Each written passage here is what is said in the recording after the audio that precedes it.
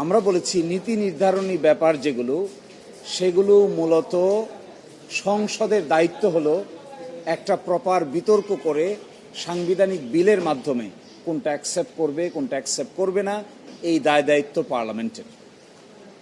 আদালত সেখানে হস্তক্ষেপ করা উচিত নয়।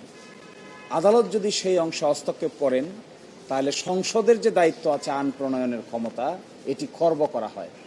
ইংরেজিতে এটাকে বলা হয় সেপারেশন অফ পাওয়ার থিওরি।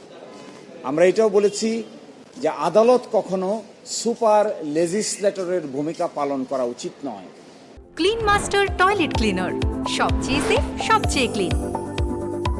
আদালত যদি কোনো নীতি কথা কিংবা কোনো রাজনৈতিক বিষয় সেটেল করতে যায় তাহলে আদালতকে একটা বড় বিতর্কের সম্মুখীন হতে হয়।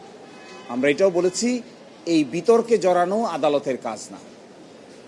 এই বিতর্কে কে জড়াবে? এই বিতর্কে জড়াবে সংসদ, সরকার পক্ষ, বিরোধী দল, তারা বিতর্ক করে কোনটা সঠিক কোনটা বেঠিক এটা নির্ধারণ করবে। এই জন্য আমাদের সাবমিশন হলো fundamental principal of state policy বা নীতি কথা বা মৌলিক বা প্রস্তাবনায় যে সমস্ত পরিবর্তনের সূচনা করা হয়েছিল এগুলো যেন আদালত সিদ্ধান্ত না নিয়ে সংসদের উপর ছেড়ে দেওয়া হয়। সংসদ সেগুলো বিতর্ক করে সিদ্ধান্ত গ্রহণ করবে জুলাই চার্টারের আলোকে।